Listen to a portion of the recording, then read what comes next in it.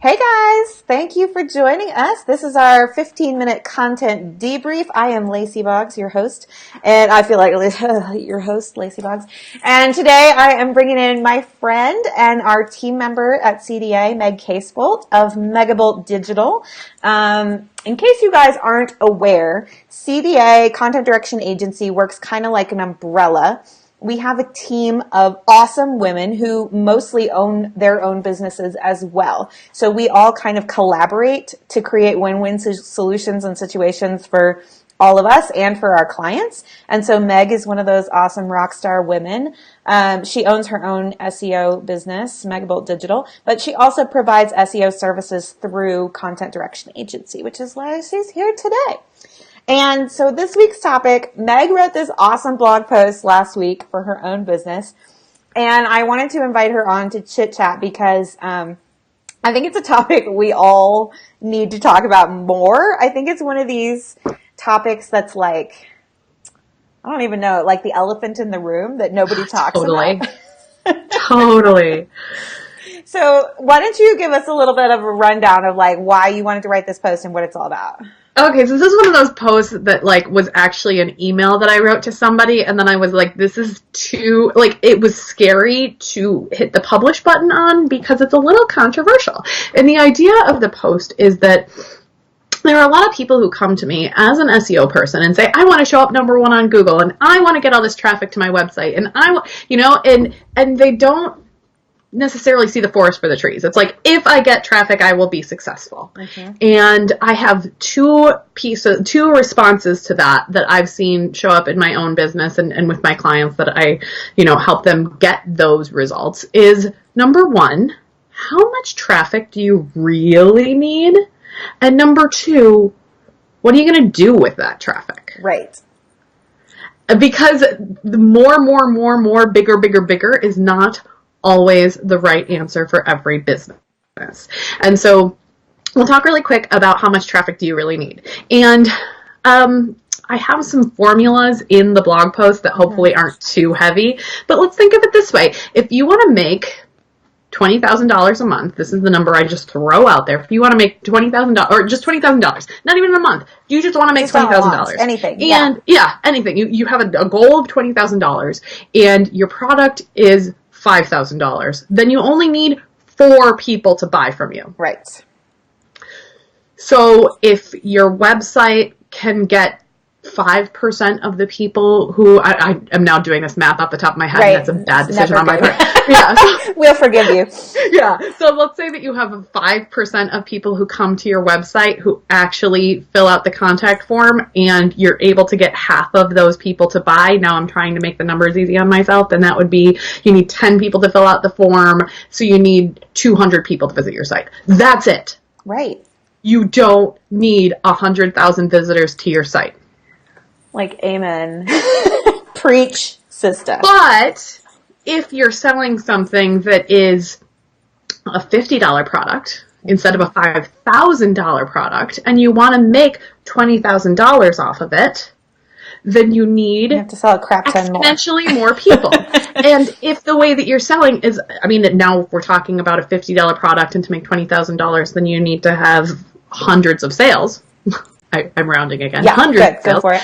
Then you can't do that one-on-one. So if you're going to sell that smaller price product to a larger volume of people, then you may need to use email marketing for that. And if you're doing that, then you can expect your conversion rates to go down. Instead of having half of the people that you talk to buying from you, it's probably more like 3% if you're lucky.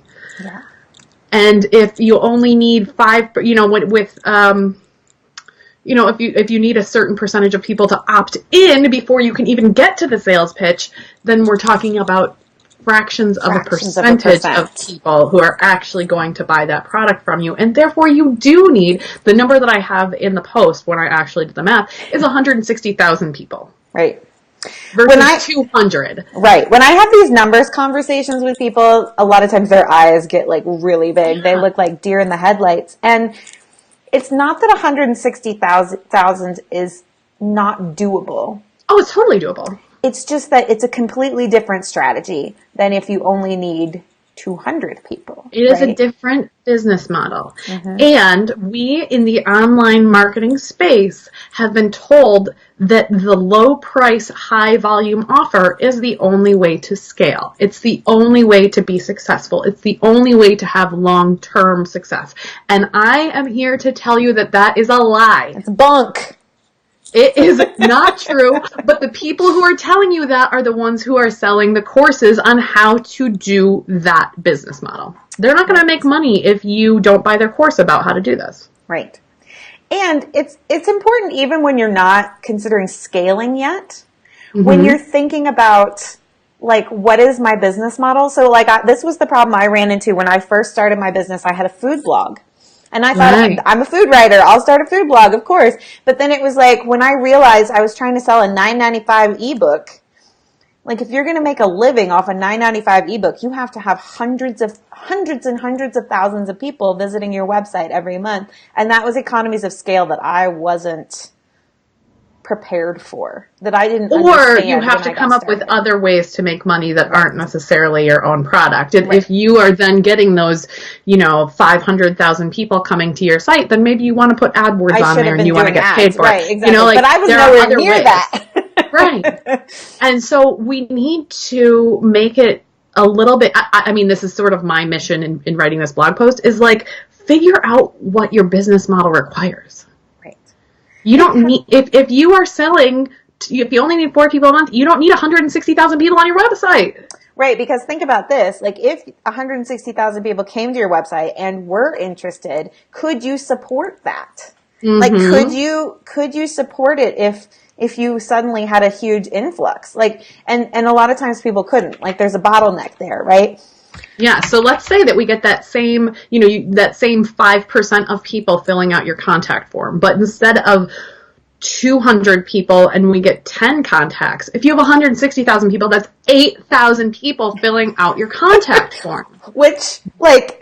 That's a nightmare. That's ridiculous if you're doing a one-to-one service. Like, you couldn't possibly scale up that fast. So, and like, if you have those 8,000 people, you're not going to reply to them in a reasonable amount of time. You're not going to give them the feedback that they need, and it's going to hurt your reputation. It's going to ruin your brand. Yeah. So, Beth has an interesting question. She's asking, she just answered her own question, but she's saying, do you guys recommend trying to get people on a call right away or putting them into a nurture sequence for a high price offer? And then she said, just realized you're going to say that it depends on your business model. So I answered my own question. But I mean, yes, I think it does. That's like the question, the thing that like Meg and I have both been talking about behind the scenes, like in our Slack channel, is that we've both had customers come to us where they're like, I only need 4 customers a month, but I'm going to go invest in HubSpot so I can do all this automation behind the scenes. And it's like, no, like if you only need 4 customers per month, you probably don't need to automate that. You can probably just, like if I got 200 emails a month, like that would be pushing my limit, but I could probably still answer each one individually. Right. And I probably should. Like, let's be real. And so here's another part of the equation that isn't just your business model. How fast is your sales cycle? Yeah. Mine is super long. If, the example that I think, can't remember if I give this in the blog post or not, the example that I usually use is like, if there's a plumber and you get to his website because the water is gushing out of your sink, you're not going to wait through a 7-part email sequence to get him to come over and fix your sink. You want to get on the phone with him and say, come over, and you don't want to learn how to do it. You just want to hire someone to come fix it. So if that's your business model, if you're like, if you're a hairstylist, this happens a lot with people who are like doulas, like you are on a timeline. That is a significant time restriction there. A pregnant woman is a ticking time bomb waiting to go off. In so many ways. I have 2 kids. I'm allowed to make fun of pregnancy, right? Yeah. So, like, we have to think about what do you want that experience to be of your client? If they're on your website, give them the opportunity to hire you. Right. If that's your business model. Now, somebody like me, I have a much longer sales cycle because like a content retainer is not an urgent need. Like there's no water. We're not creating oxygen, as my friend and client Adrian Dorison would say. So like for me or for Beth, I happen to know what Beth does. It might be worth it to have a nurture sequence after somebody opts in or downloads something. However, I am also getting ready to implement a strategy where I'm going to reach out to those people in addition personally. So like my new lead magnet strategy is designed to try to focus on people who really want to actually hire me for my business.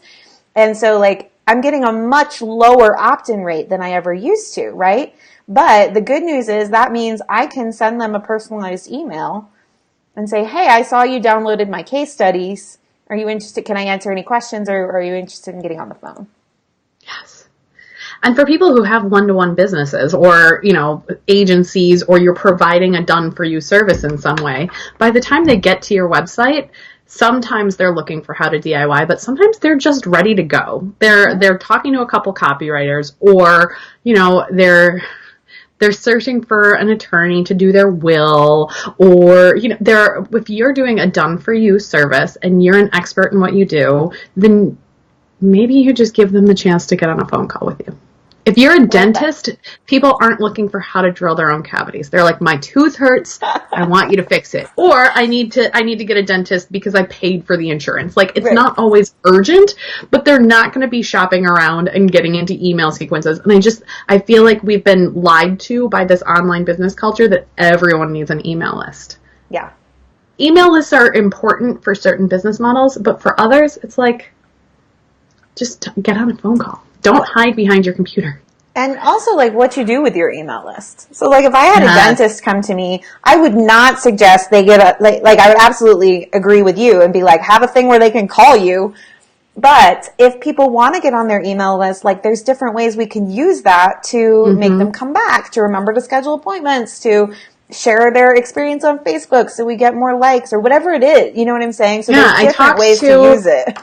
After I posted this, I talked to somebody who's a therapist, and she's like, I don't try to get people who aren't my clients onto my email list because it's an invasion of privacy to an extent. Totally. But then once they become my clients, once they're in my orbit, then I can use that to nurture them. So there is a place for email, even if you're not using it as your nurture sequence, as your way to get people in the door. You know, if you're a yoga studio and somebody, you know, wants that coupon code, and then they come in the door, and then you can follow up with them and say, hey, I noticed that you bought a 10-class pass and you haven't used it yet. Why don't you come back? You can have those conversations through email, and it feels, you can automate those conversations even, but it can feel more like you already have a relationship with that person by the time you get to that automation stage. Totally.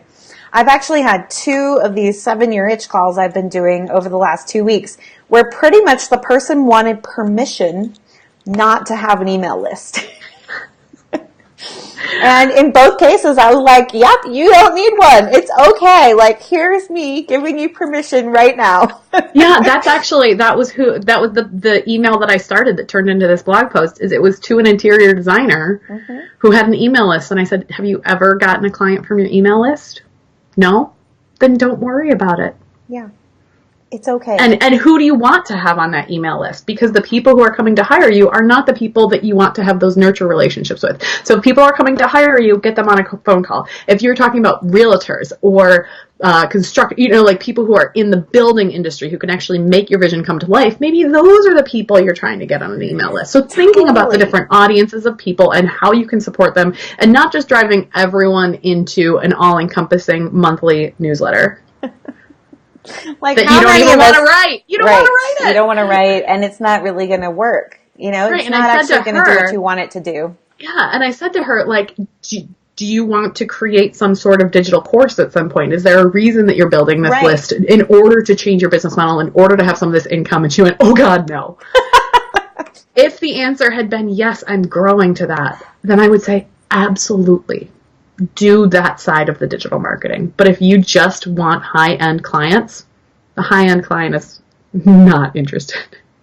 Right. They want to get on the call with you. They want to get their questions answered and make a decision. And we should let them do that. We should let them make a decision. Let them get on. If they're going to give you thousands and thousands of dollars, you should be able to get on the phone call with them. Great. I 110% agree. So in our last couple of seconds here before our 15 minutes is up, I want to put a call out there. We have quite a few people watching live. If you have a question, please put it in the comments. If you're watching in a replay and have a question, go ahead and leave it. You can tag me or tag Meg, and one of us will come back and make sure we get your question answered. And please like and share this video so that more people can see it and benefit from Meg's wisdom here. But Meg, tell them a little bit about what you do and how you can help entrepreneurs who really do have those high price or low price offers. Either one. So even if, so I need to make a caveat here because I don't want to just put myself out of business. Even if you have a high price, high touch offer, people still want to see you show up in search. And usually the first thing that happens when somebody is looking for somebody to have a done for you service for them, I'm looking for a copywriter. They go to their friends and say, who did you use for a copywriter? Mm-hmm. And they will take those referrals and they will reach out to those people. And then the next place that they go after that kind of crowdsourcing is they go to Google. Right. And they go to Google and they search for what they're looking for. And then they kind of check out the first 1 to 5 people who show up in that space. So even if you don't want to have an email list, even, whatever it works like for you, if you want to show up on Google, there are things that you can do that will help you climb the ranks of Google and show up on those search results. The tactics are different if you're trying to be found for something that is kind of universal, like a copywriter, or if you're doing something local, like a hairstylist or a plumber or a yoga studio. But the point is that people respect Google search results, and so you can find ways to use the algorithm to help you get found. So that's what I work on. Which is awesome. And a lot of times Meg and I collaborate when we're talking about blog post strategy, in terms of what do we want to rank for? What are our goals? How are we going to get there? And then we collaborate on, she provides the SEO keywords and I provide some topics, and we just put our brains together and come up with a big picture strategy for our blogging clients. So a crazy mind meld. It's awesome. 2 brains are better than 1. Absolutely. It's like the whole is greater than the sum of its parts, too. Awesome. So true. So true.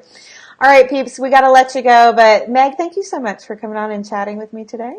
If you guys have any specific SEO questions, I'll also pop a link in the comments to my Facebook group. It's called SEO Action Heroes.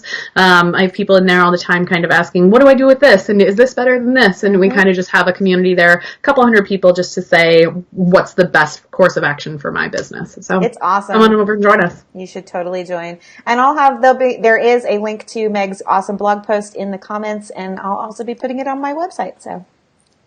All right, guys, see you next week. Same bat time, same bat channel. It's 12 noon Mountain. That is 11 a.m. Pacific, 2 p.m.